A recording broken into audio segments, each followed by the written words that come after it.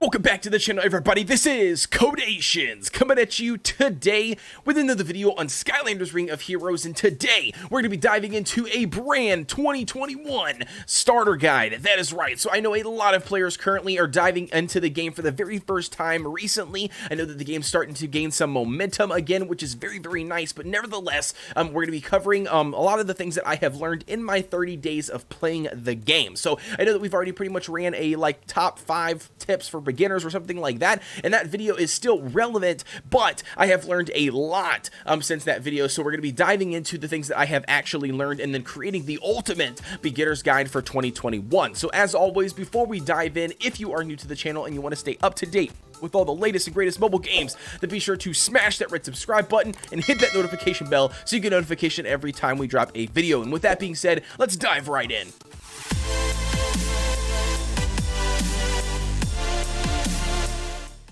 Diving right in, ladies and gentlemen, the first thing we've got on our list is going to be the re-roll legendary summoning ticket. That is right. So if you are diving into the game for the very first time, or maybe you have already done and utilized this and you feel bad because you made a wrong choice and you're not even utilizing that legendary, nevertheless, you guys do not want to waste this free legendary, especially as a free-to-play player. So what I highly recommend you do is save that summoning ticket for a specific legendary or heroics units that you are looking to build on a specific team comp. And how do you achieve this? Well, in my opinion, wait a full week into the game, and that way you can cover as many summons as possible to then build up your box of Skylanders that you have available to you, and then just try to figure out what team composition you're going to be able to build. So whether you're a free-to-play player and the game is directing you to a specific element or a specific team comp based on what you have summoned, or maybe you are a paid player and you decide you want to run a specific team composition like fire, then you know some legendary Skylanders that you can then invest in utilizing that free reroll ticket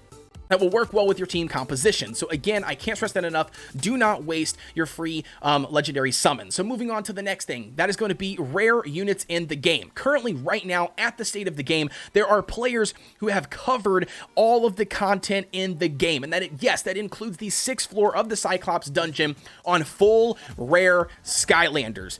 Not a single legendary, not a single heroic, a full rare Skylanders composition. So it's going to be way easier for especially free-to-play players. It's going to be way easier for you guys to get max super boost rares, because the more you summon copies of Skylanders in this game, you're going to be able to super boost or max super boost that specific Skylander, a lot sooner, the more copies you summon of them. And with that being said, a lot of players currently are sleeping on rare units. You load into the game for the very first time. You're trying to pick up on a couple legendaries. You're like, oh my gosh, I got lucky. I've gotten 2 or 3, legendaries. I'm going to go ahead and throw them on my team and use them. And I know that you want to, but it's not going to be worth it, in my opinion, in the long run, because unless if those Skylanders are super boosted, then it's not going to stack up well against a max super boost rare with in-game gear. I'm just going to tell you that right now, and that's going to be the reason why I highly recommend you focus on rare units. If you are interested in what rare units I personally like and that I find very, very crucial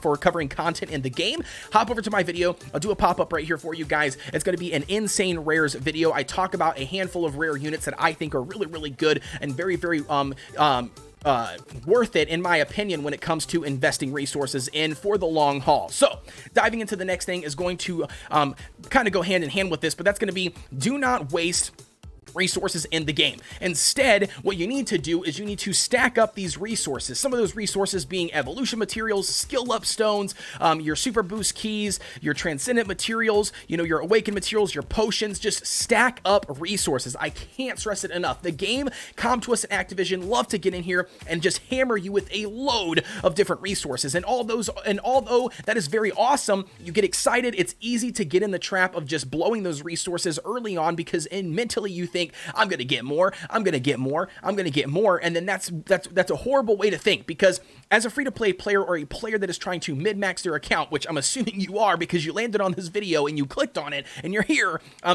do not waste your resources. Instead, 100% you should be saving these resources for the specific team composition that you are looking to build. And if you are building, for instance, rare units, it's going to be 10 times easier for you to be able to skill them up a lot faster, because they're only going to require, greens, blues, and purples for the most part, maybe one of the legendary ones, but you could easily combine those up to achieve that, running the specific rare comp. And then that leads me to another point, the super boost keys. These super boost keys down here, if you don't already know, is an alternative to summoning copies of the specific Skylanders. So, in my opinion, trying to min-max your resources, save your super boost keys for the heroic and legendaries. You should be taking your greens, putting them or turning them into blues, taking your blues, combining those into heroics at least, at the minimum, because do not waste them on premium and rare units. You're going to summon a lot in this game, and then as the more that you summon, the more copies of those rare and premium units you're going to get, which then means you're going to have those max super boosted just on their own, without having to invest any super boost keys. So save them for heroic and legendary. I can't stress that enough. 100% need to do that. Now, moving on to the next thing is going to be the gems in the game. I know a lot of players are diving into the game for the very first time, and you're confused. You're not sure. Should I be spending my gems? You're coming from other games where it's not advised to spend on gems, instead saving that for like energy refreshes or stamina refreshes, or maybe you're accumulating a handful of these tickets and you're not really sure what to really do, or when to invest them or when not to invest them or whatever. 100%, as a free-to-play player, you should only be summoning on the premium summoning banner. This banner right here. It uses tickets, and then after you get done with the tickets, then you can utilize your gems to summon. It costs the same as the event banners. But one of the major reasons why I can't stress this enough to spend your summons and gems in the premium summoning banner is going to be because after you summon so many times, so 25 times and 50 times, you're going to get those super boost keys that you need in order to progress your heroics and your legendaries without having to get summoning copies of them. Okay, so I can't stress this enough. Definitely get in there and do that. Now that leads me to the next thing when it comes to summons and gems, and that's going to be utilizing the single summon over the 5 times summon. So especially if you are a free-to-play player in this game, it's not going to be worth your time to spend on doing 5 times summons, because you don't get to pick and choose what elements that you want to focus. And not only that, the only difference that you have is you have the ability to summon a light and dark Skylander.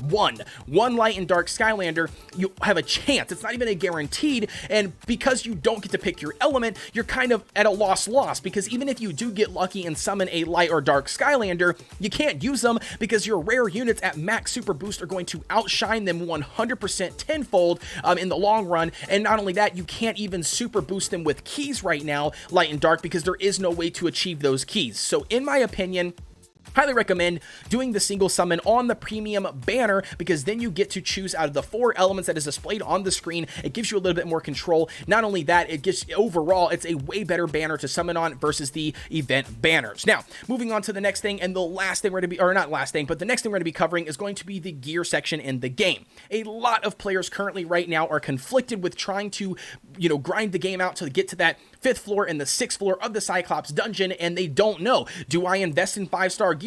Do I invest in 6-star gear? In my personal opinion, it is not advised to invest in 5-star and 6-star gear. I've got an entire guide based upon gear. You can find that via this link right here, somewhere popping up on the screen, if you haven't watched it already, but I can't stress that enough. Focus 4-star gear, okay? 4-star gear, heroic and legendary quality, and then not only that, push it to plus 15, and you will be able to clear the 6th floor of the Cyclops dungeon and in-game content, no problem. There is no reason that you should be spending all of those resources meaning gold and ether on 5-star gear and 6-star gear. Just the jump between 4-star and 5-star is ridiculously more expensive. So I can't stress that enough. Do not waste it on that. And that's going to be pretty much what we need to cover when it comes to gear. The next thing we're going to dive into is going to be content and dailies. Do not sleep on your daily missions. Get in here, grind out all 15 of your daily missions. It won't take you that long, and you get a lot of additional resources. So especially if you were looking to grind out the game as a free-to-play player, your dailies are your best friend. The next thing up is going to be, do not waste any of your resources when it comes to the actual free content content resource that they give you. So for completing your dailies, you're going to get a lot of stamina. From completing your missions, you're going to get a lot of stamina. From completing, your achievements in the game, you're going to get a lot of stamina. Do not waste it. Keep it in your inbox, wait for it to get close to expiring, or maybe you have a whole day to farm, then utilize that stamina. I can't stress that enough. That's going to be the next thing. Also, the next thing when it comes to content is going to be covering as far as you can in the adventure mode is going to be the best advice that I can give you. Cover as much content as possible. I can't stress that enough, because the more you cover into the adventure mode, the higher stage that you can successfully farm, which is going to give you the most resources. Now that leads me into the next tip. Let's say you can clear all the way to the 4-7 of the hard mode in the adventure mode, no matter even if it's in normal mode, it doesn't matter, but let's say this is where you're at, but you cannot successfully 20 times auto run this boss. Instead, what I advise doing is going back to whatever island that you can successfully do a 20 times auto run on the boss stage, and that's going to be the specific stage that you should be grinding out and utilizing all of your stamina and energy to make sure that you are getting the most resources for your stamina cost. So if you don't already know, the boss stages give you a lot more resources than the individual stages, as you can see right here.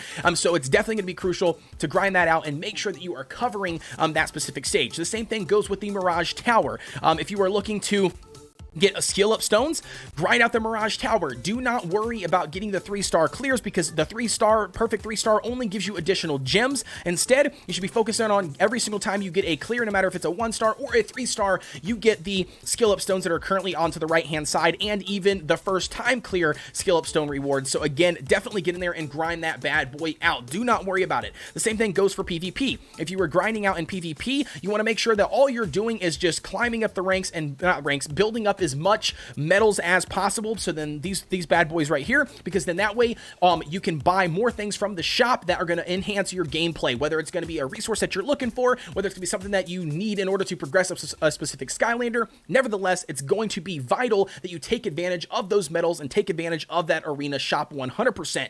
That's going to move into the next thing, and that is going to be the Dark Subjugation. And last thing on the list is going to be, do not worry about your rank system in the Dark Subjugation, especially early on.